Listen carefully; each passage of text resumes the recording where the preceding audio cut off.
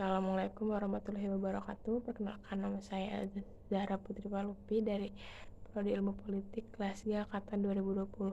Pada kesempatan kali ini saya akan menyampaikan materi tentang kepemimpinan politik dalam partai politik, yaitu partisipasi, kolaborasi antar aktor, dan keterlibatan para kader dalam mengambil setiap kebijakan dalam menjadi tantangan bagi setiap parpol untuk beradaptasi dengan setiap keterbukaan dan kebijakan pada demokrasi di Indonesia.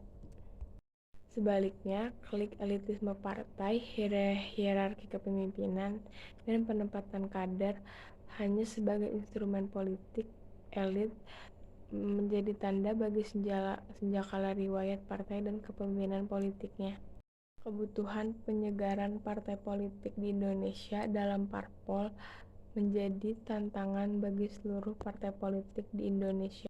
Usai Pilpres pada tahun 2014, pandangan kita terhadap dinamika politik masih tertumpu pada kekuatan pemerintah dan oposisi. Dalam hiruk-pikuk politik di Indonesia, kita tidak melupakan bahwa dinamika politik yang sehat dalam proses demokrasi Indonesia tak terlepas dari performa politik atau partai politik sebagai tulang punggung demokrasi di Indonesia. Apabila kita tarik akar persoalannya untuk menuju perubahan politik yang lebih baik, demokratisasi partai adalah sebuah kebutuhan sejarah. Apabila memandang sekilas jejak langkah partai politik, mereka memiliki persoalan besar terkait dengan problem demokratisasi partai, terutama sehubungan dengan problem rekrutmen kepemimpinan dan keterlibatan kader dalam pengambilan kebijakan. Partai-partai atas hasil pileg seperti PDIP, Partai Golkar, Partai Gerindra, dan Partai Demokrat masih terjebak dalam problem stagnasi kepemimpinan ketika hasrat untuk memimpin partai dalam jangka waktu lama dari para pemimpin puncak telah menghalangi terbukanya katup-katup regenerasi kepemimpinan partai politik. Dengan melembagakan regenerasi kepemimpinan politik secara bertahap, partai akan mendapat memecahkan tantangan kelembagaan birokratisasi partai sekaligus menghindari problem partai pasca otoritarisme seperti politik dinasti dan nepotisme. Hubungan dengan pentingnya penyelenggaraan kepemimpinan politik. Pada abad ke-21, penggambaran kepemimpinan politik adalah pemimpin yang berada di pusat dari sebuah lingkaran, bukan figur yang memimpin secara top-down dalam hierarki sentralistis. Problem kepemimpinan yang hierarkis sentralistis salah satunya berakar pada tidak berjalannya proses regenerasi kepemimpinan di internal parpol. Sebaliknya, kepemimpinan yang setara, partisipatoris, dan demokratik hanya dapat dibangun ketika proses regenerasi kepemimpinan partai berjalan dengan baik dengan tradisi pergantian kepemimpinan yang damai dan terkelola. Hal ini mengingat bahwa partai yang responsif dan adaptif terhadap tantangan demokratisasi adalah partai yang berhasil melembagakan dinamika perubahan di internal partai tersebut. Terkait solusi praktis terhadap kebutuhan penyegaran kepemimpinan partai politik di Indonesia, ada beberapa hal yang patut dipertimbangkan. Pertama, salah satu peran dari partai politik adalah melakukan rekrutmen kepemimpinan. Partai politik memiliki peran menyiapkan kader-kader terbaiknya menjadi kandidat pemimpin dalam jabatan-jabatan publik. Sehubungan dengan tugas ini, maka prinsip partisipatoris atau gotong royong sudah saatnya diperkenalkan dalam partai untuk memilih kandidat pemimpin. Dorongan demokratisasi partai semestinya juga terkait dengan hadirnya inovasi kelembagaan dari setiap partai politik untuk mengelola aspirasi dan kebutuhan konstituen maupun masyarakat sipil. Hal ini terkait dengan peran fundamental dari keberadaan partai politik adalah memberikan rujukan bagi sosial polisi dalam kehidupan bernegara. Problemnya, tawaran-tawaran kebijakan publik yang diberikan partai selama era reformasi terlihat lebih mengakui atau lebih mengikuti kebijakan logika kepentingan oligarki politik daripada logika aspirasi warga dengan negara dan konstituen. Berhadapan dengan problem kelembagaan partai, maka diperlukan solusi institusionalisasi kepartaian agar partai tidak semakin terasing dari kehendak konstituennya. Salah satu langkah yang patut dipertimbangkan adalah melembagakan kerja-kerja riset intelektual dalam partai untuk memformulasi kebijakan yang akan ditawarkan dalam proses-proses politik. Ini seperti diutarakan aktivis politik sekaligus intelektual dari Italia, yakni Antonio Gramsci pada tahun 1971, bahwa partai berkarakter demokratik adalah the new prince atau pangeran baru, yang bertugas melahirkan pengetahuan bagi pijakan aksi politik baru yang lahir dari dinamika sosial gerak hidup masyarakatnya. Dengan melembagakan tradisi riset di internal partai dalam perumusan kebijakan publik, karakter kepemimpinan politik akan bergerak mendemokratisasikan diri dan melibatkan kader-kader partai maupun elemen masyarakat sipil yang luas. Tengah gelombang pasang desakan yang menghendaki perubahan politik yang lebih demokratis, parpol harus berbenah dan menyesuaikan diri dengan arus besar tuntunan masyarakat. Apabila daya tarik terhadap gelombang pasang desakan demokratisasi parpol lebih besar dari dorongan progresif untuk berbenah, maka partai politik akan semakin ditinggalkan, dan hal itu pukulan telak bagi kehidupan partai politik demokrasi di masa depan. Dalam proses kaderisasi terdapat dua macam prosesnya, yaitu kaderisasi informal dan kaderisasi formal. Dalam kaderisasi informal, proses yang dilakukan dapat dilihat dari proses kehidupan sehari-hari manusia di lingkungan masyarakat. Hal ini dapat dilihat dari kehidupan kanak-kanak hingga remaja dan dewasa sebagai proses pembentukan jati diri, sehingga memiliki keunggulan dan kemampuan dalam kaderisasi informal terdapat kriteria atau indikator yang memperlihatkan kelebihannya, yaitu berkepribadian positif. Yang kedua, gigih, mempunyai loyalitas, mempunyai dedikasi terhadap organisasi, memiliki sifat dan sikap pasrah kepada Tuhan Yang Maha Esa sebagai penentu yang mutlak. Kaderisasi formal, kaderisasi yang ini lebih ke arah formal melalui cara yang sudah direncanakan, bersifat sistematis, terarah, dan berkelembagaan sesuai dengan peraturan dan hukum yang berlaku di dalam organisasi tersebut. Sedangkan definisi kepemimpinan sendiri menurut para ahli seringkali menggunakan kata yang berbeda-beda tergantung dari sudut pandang mana ahli tersebut memandang kepemimpinan. Menyatakan bahwa kepemimpinan merupakan kegiatan dalam memengaruhi orang-orang agar mereka mau bekerja sama untuk mencapai tujuan yang diinginkan. Konsep kepemimpinan yang berkembang pesat adalah konsep kepemimpinan transaksional dan transformasional yang dipopulerkan oleh Bas pada tahun 1985.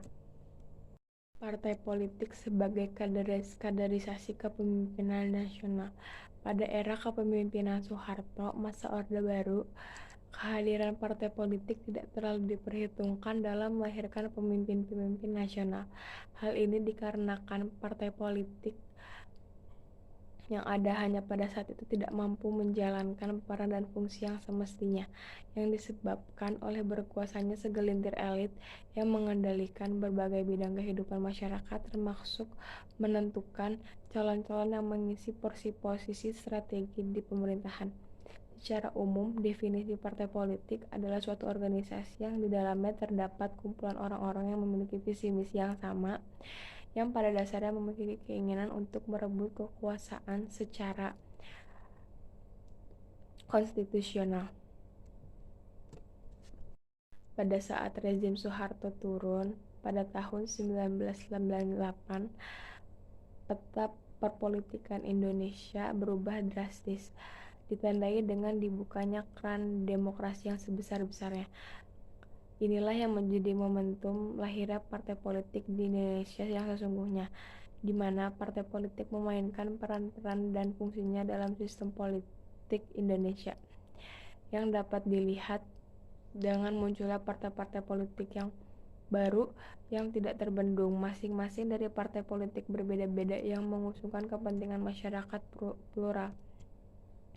Dalam rezim demokrasi, partai politik merupakan salah satu pilar yang memengaruhi kualitas demokrasi suatu negara.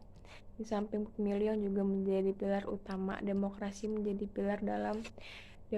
menjadikan partai politik menjadi peranan yang sangat penting, seperti dalam proses seleksi kepemimpinan dan pengisian jabatan publik.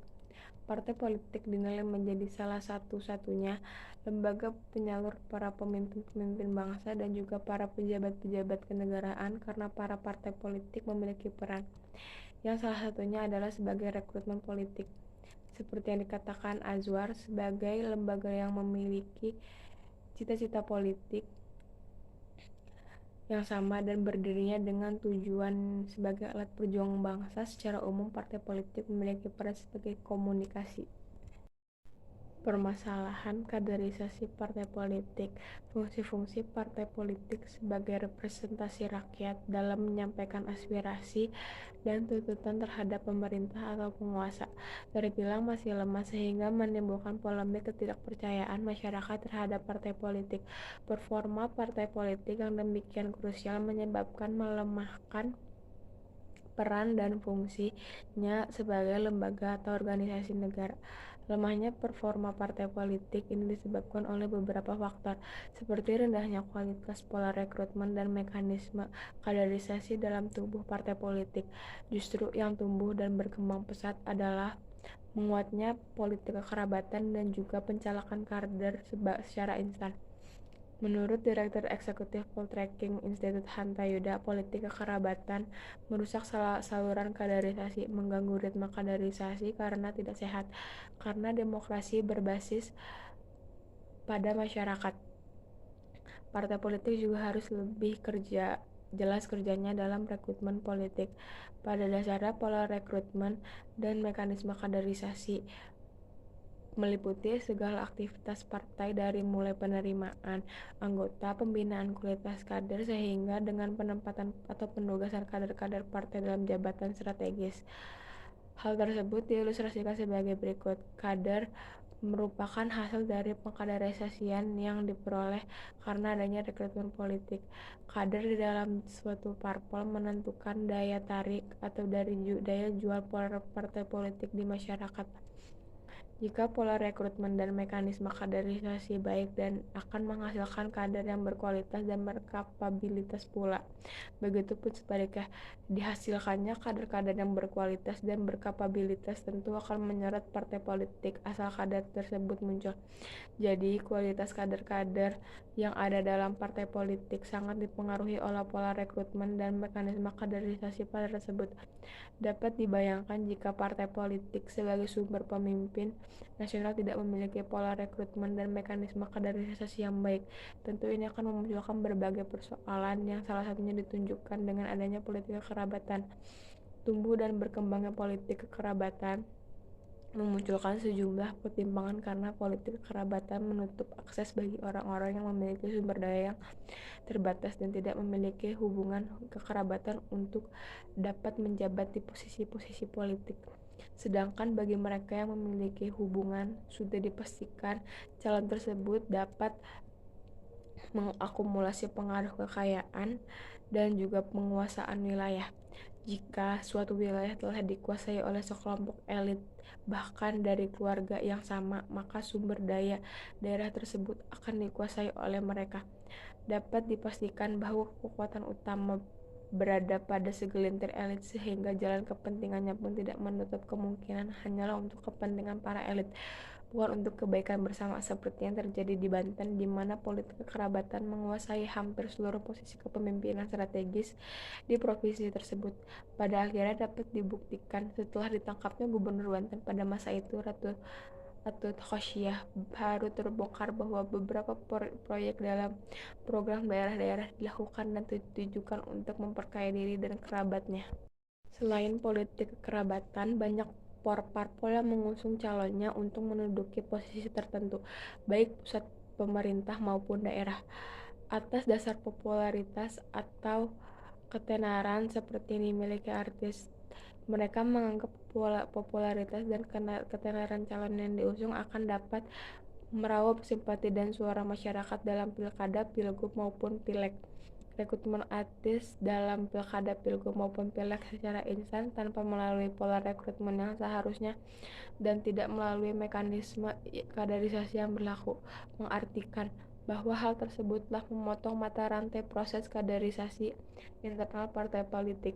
Ini tentu akan menciptakan suatu kondisi ketidakadilan di dalam internal partai politik itu sendiri. Kader yang telah mengabdi dan berdedikasi serta meniti karir sebagai kader dalam partai justru tertutup kesempatannya untuk menjadi seorang calon pemimpin dalam pilkada, pilgub maupun pileg.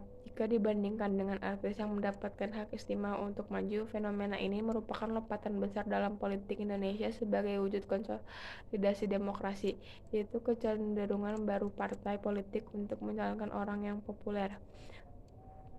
Mungkin cukup sekian penjelasan materi tentang kepemimpinan politik dalam partai politik dari saya. Kurang lebihnya mohon maaf. Billahi fisabilil haq, wassalamualaikum warahmatullahi wabarakatuh.